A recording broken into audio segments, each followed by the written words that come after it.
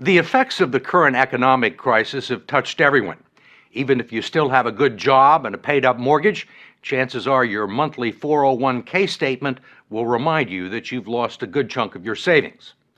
Trillions of dollars have evaporated from those accounts that have become the prime source of retirement funds for a majority of American workers, affecting their psyche and their future. If you're still young enough, there's time to rebuild and recover. But if you're in your 50s or 60s or beyond, the consequences can be dire. And it's drawing attention to the shortcomings of a retirement system that's jeopardized the financial security of tens of millions of people. It was a gray, chilly morning in Midtown Manhattan, and a line of unemployed, mostly white-collar workers stretched for blocks around the Radisson Hotel. More than 1,000 middle managers, stockbrokers, consultants, secretaries, and receptionists had come here hoping to find a job. If you are just arriving, please step this way. Good morning, Signy. It was called a career fair, but there was no merriment here, only a whiff of desperation. Do you have any openings in the IT industry? Many of these people had been out of work for months and burned through their liquid assets, their future even bleaker than the present.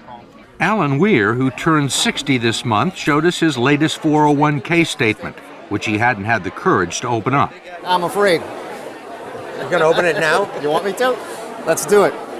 There's good reason for his trepidation. Nearly half of his life savings have vanished in a matter of months. It went down again. How much are you down overall? Oh, about $140,000. Do you think you'll ever get it back? I would probably never see it come back. I was looking to retire probably when I hit 62. I can't do it now. I'll probably be working until I'm at least 70. I'm a Microsoft Office diva. Until she lost her job, Kathleen Coleman had spent nearly 30 years working as an executive assistant on Wall Street. She doesn't have much to show for it. Tell me about your 401k. Does this answer the question? This is what it was in 2005. 2007, you're down below 2005. Right. Another one went down almost $40,000. One was Right. 88,000, and then it went down to like 50. How old are you? 54, and I live alone. I don't have any children. I've been a career girl all my life, and it's been a great career, and I don't deserve this. I'm sorry. It's all right. Have you had any nibbles? All the nibbles I've had, I get beat out by top models who can type. And I have experience and dedication and loyalty, and I can make any boss shine. I can. If you're out there, I'll relocate anywhere for you. What, psychologically, what does this piece of paper do to you?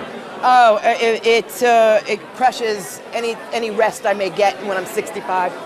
I'll have to work for the rest of my life. The saddest part of this story is that it's being repeated all over the country. In eastern Pennsylvania, 59-year-old Iris Hans lost her accounting job and half of her 401k investments. She's now back in the workforce as a part-time cashier in a grocery store. Your debit card. You have a great day.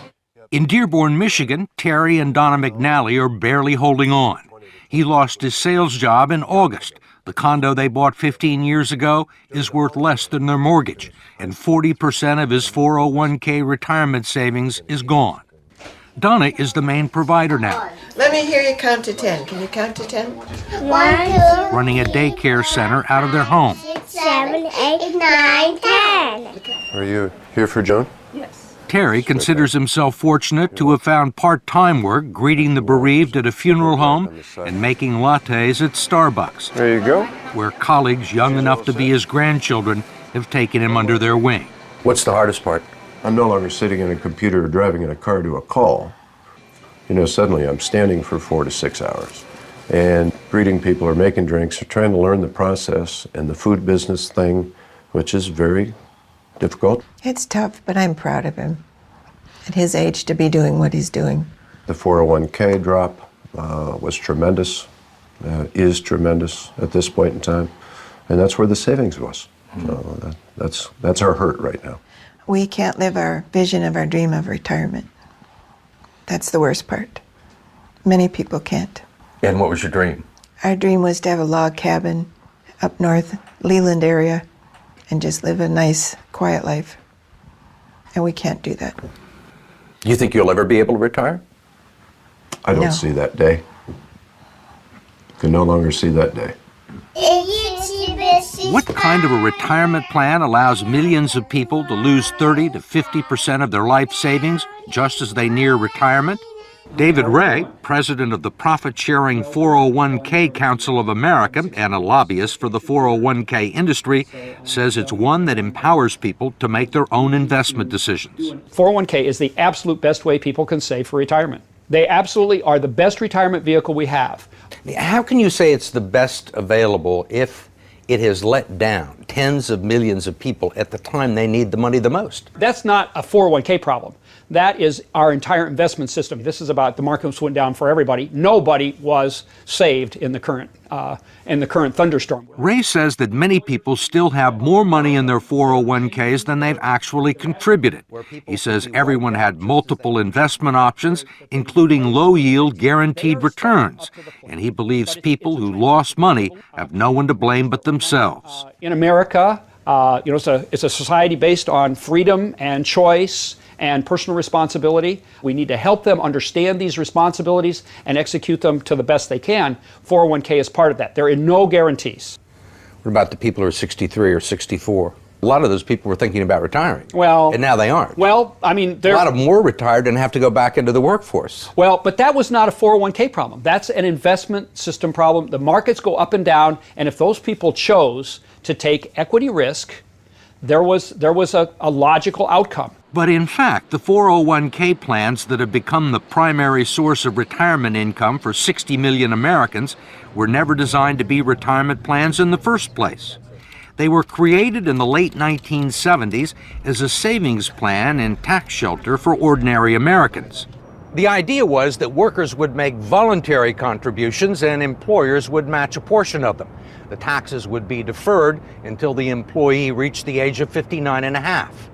It was supposed to supplement the two traditional income streams for retirees, Social Security and pensions, one leg of a three-legged stool that would support American workers into their golden years. But it didn't turn out that way. The three-legged stool, if you will, has gone to two legs, and it's wobbly, and it's wobbling, and I'm not sure that it's going to support anything. And that's the scary part, and people are afraid. Brooks Hamilton has helped design retirement plans for some of the country's largest corporations. He says 401ks turned out to be so much cheaper than funding pensions that many companies decided to freeze their pension plans and replace them with 401ks. The decision created millions of new employee investors for Wall Street and the financial community, and they pounced on the opportunity. If you go back and track the mutual fund growth in assets, and you track the growth in 401k plans, it looks like a railroad track leading to the sky.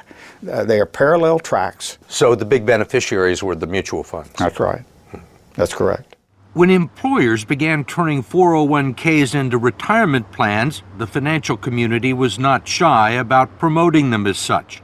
The prospect of trillions of dollars in the hands of unsophisticated investors opened the door for all sorts of potential abuses. The fact is that the typical 401k investor is a financial novice. They don't know a stock from a bond. And we give them a list of 20 or 30 mutual funds with really, really powerful names. You know, they sound like, gee, that's where I want to have my money. What are generally the quality of the mutual funds and 401k plans? Mediocre. I'm going to be real honest with you. With half the funds on the list, really dogs, what people would characterize as dogs, shouldn't be on the list to start with. There clearly has been a raid on these funds by the people of Wall Street, and it's cost the savers and the future retirees a lot of money that would otherwise be in their account, independent of the financial collapse. Representative George Miller of California is chairman of the House Committee on Education and Labor and a staunch critic of the 401k industry, especially its practice of deducting more than a dozen undisclosed fees from its clients' 401k accounts. Now you got a bunch of economic wizards jumping in and taking money out of your retirement plan, and they don't want to tell you how much. You can't decipher it in simple English, and they're not interested in disclosing it or having any transparency about it. And most of the people that look at their 401ks have no idea that these fees are being taken out. No. Where would you find it? Where would you find these fees in this prospectus? You can look on any page you want, and when you're all done reading it, and you will find some of the fees and the commissions here, but you won't find them all, and I bet you won't find half of them. There are legal fees, trustee fees, transactional fees, stewardship fees, bookkeeping fees, finder's fees, and the list goes on and on.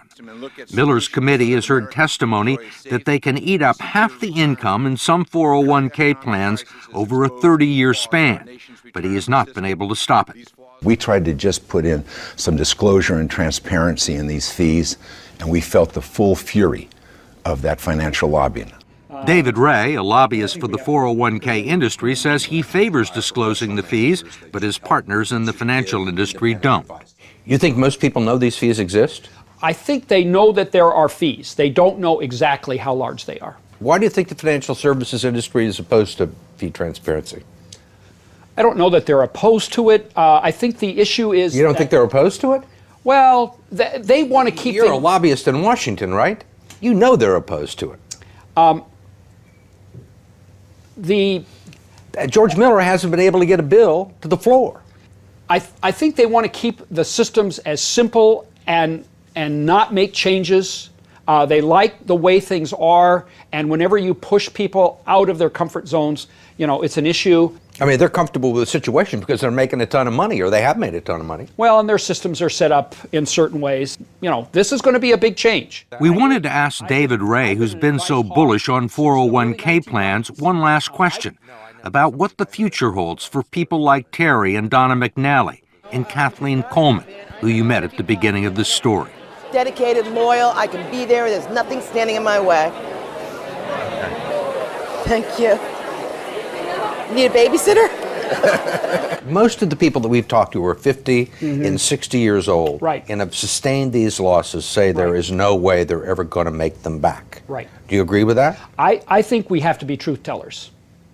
I think that when a person has hit this point, and we've had this unfortunate situation, I don't think we can misrepresent what the possibilities are. And the reality is that money's not coming back that they've lost. They can't count on it.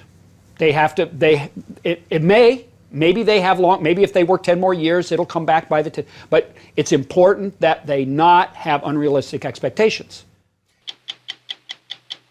For more information on your 401k, go to 60minutes.com.